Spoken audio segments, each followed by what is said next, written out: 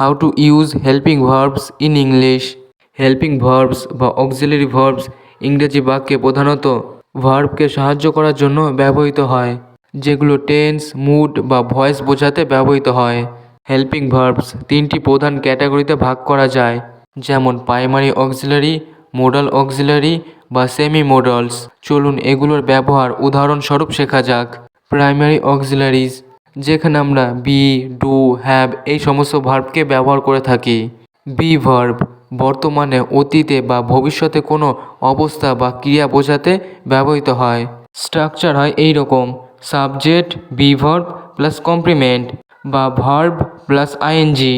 For example, আমি কাজ করছি, I am working. I am working. সে দেরি করছিল, হি ওয়াজ বিং ডিলেইং। আমরা সঠিক হব, উই উইল বি কারেক্ট। এখানে আমরা প্রেজেন্ট, পাস্ট এবং ফিউচারের ব্যবহার দেখলাম। How to use be verbs. Be verb হলো ইংরেজি গ্রামারের একটি গুরুত্বপূর্ণ অংশ। এগুলো সাধারণত is, am, are, was, were, been, being, be ইত্যাদি রূপে ব্যবহৃত হয়। এই ভার্বসগুলো মূলত ব্যক্তির অবস্থা, চেহারা, সময় বা ঘটনার বর্ণনা দিতে ব্যবহৃত হয়। চলুন এই ভার্বসগুলি ভালোভাবে শেখা যাক।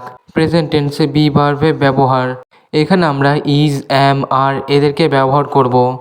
ইজ, অ্যাম, আর বর্তমান কালের জন্য ব্যবহৃত হয়। Structure subject, be verb plus complement. যেমন আমি একজন ছাত্র, আই অ্যাম এ স্টুডেন্ট।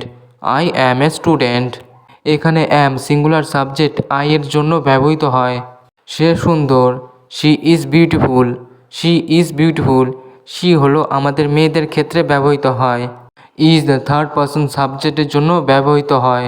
তারা খেলায় ব্যস্ত, they are busy with the game. They are busy with the game. আর প্লুরাল সাবজেক্টের জন্য ব্যবহৃত হয়। এতক্ষণ আমরা শিখলাম প্রেজেন্ট টেন্সে বি ভার্বের ব্যবহার। এবার আমরা দেখব পাস্ট টেন্সে বি ভার্বের ব্যবহার কিভাবে করা হয়। পাস্ট টেন্সে বি ভার্ব বোঝায় ওয়াজ বা ওয়্যার। ওয়াজ বা ওয়্যার অতীতকালের জন্য ব্যবহৃত হয়। এক্ষেত্রে সেন্টেন্স স্ট্রাকচারটা হয় একই রকম। সেন্টেন্স স্ট্রাকচার হয় subject, be verb plus complement. For example, আমি গতকাল ক্লাসে ছিলাম, I was in the class yesterday.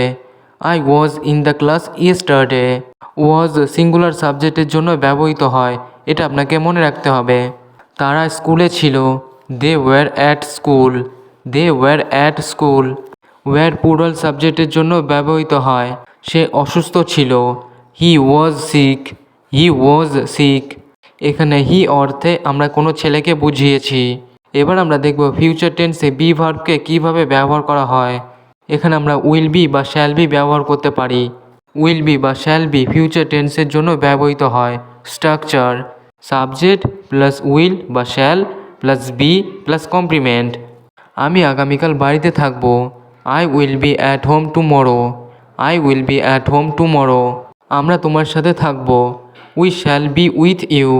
We shall be with you. সে সফল হবে, he will be successful. He will be successful. তাহলে আমরা দেখলাম ফিউচার টেন্সে বি ভার্বকে কীভাবে ব্যবহার করা হয়। Be verbs with progressive tense মানে present, past, future continuous tense.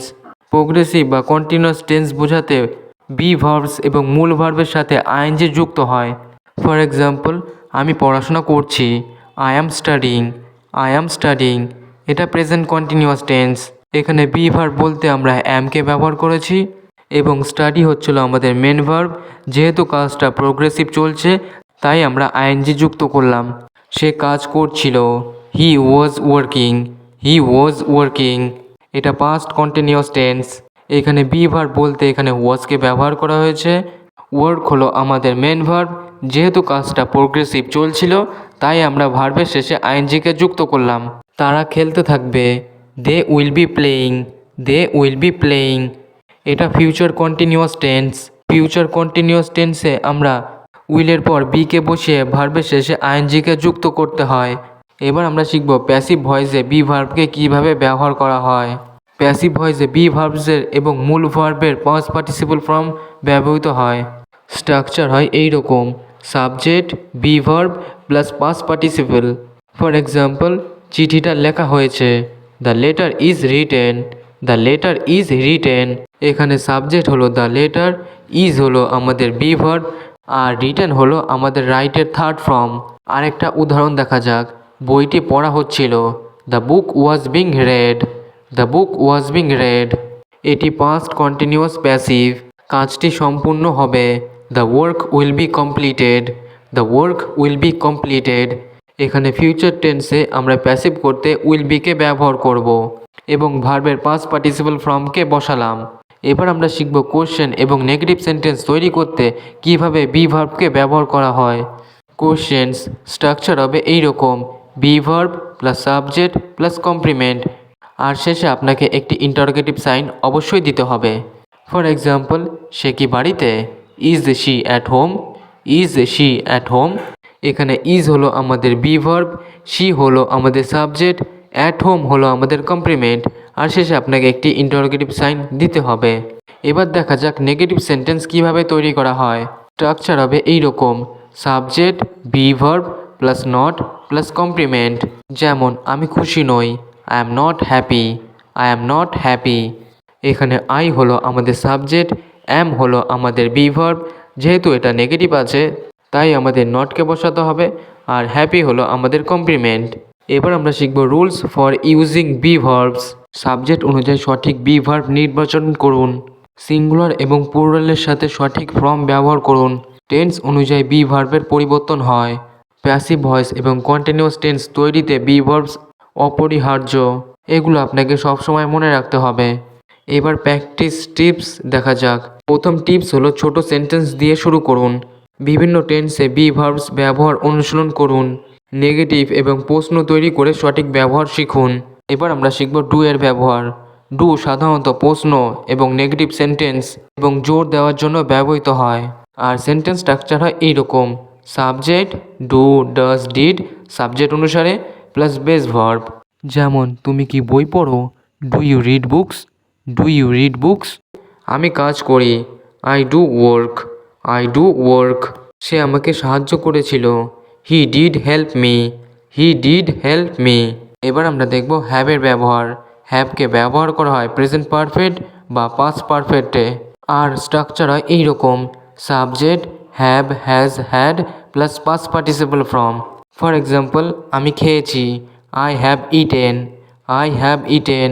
তারা স্কুলে গিয়েছিল, they had gone to school, they had gone to school. সে কাজ শেষ করেছে, he has finished the work, he has finished the work. এবার আমরা শিখব মডাল অক্সিলারি, মানে can, could, may, might, shall, should, will, would, must. Modal verbs মূল ভার্বের আগে বসে সেন্টেন্সে ক্ষমতা, অনুমতি, সম্ভাবনা, প্রয়োজনীয়তা বোঝায়। প্রথমে আমরা দেখব ক্যান এবং কুডের ব্যবহার। ক্ষমতা বা অনুমতি বোঝায়, তুমি এখন যেতে পারো, you can go now, you can go now. আমি ছোটোবেলায় দৌড়াতে পারতাম, I could run as a child, I could run as a child. এবার আমরা শিখব মে এবং মাইটের ব্যবহার। সম্ভাবনা বা অনুমতি বোঝাতে মে অথবা মাইটকে ব্যবহার করা হয়। তুমি ক্লাসে যেতে পারো, you may attend the class, you may attend the class. আজ বৃষ্টি হতে পারে, it might rain today, it might rain today. মাইটকে অনেক কম সম্ভাবনা অর্থে ব্যবহার করা হয়, মানে আজ বৃষ্টি হতেও পারে আবার নাও হতে পারে। এবার দেখব শ্যাল শুডের ব্যবহার। শ্যাল ভবিষ্যতে ইঙ্গিত করে এবং শুড দায়িত্ব বা পরামর্শ বোঝায়। ফর এক্সাম্পল, আমি আগামীকাল আসবো, I shall come tomorrow, I shall come tomorrow. তোমার সতর্ক হওয়া উচিত, you should be careful, you should be careful. এখানে উচিত বা পরামর্শ দিতে আমরা শুডকে ব্যবহার করলাম। এবার দেখা যাক উইল উডের ব্যবহার। উইল ভবিষ্যতের কাজ এবং উড শর্তাধিক বা ভদ্রতার জন্য। আমি কাজ করব, I will work, I will work. তুমি কি আমাকে সাহায্য করতে পারবে? Would you help me, would you help me. এবার দেখব মাস্টের ব্যবহার। মাস্টকে ব্যবহার করা হয় প্রয়োজনীয়তা বা বাধ্যবাধকতা বোঝাতে। ফর এক্সাম্পল, তোমাকে স্কুলে যেতে হবে, you must go to school, you must go to school.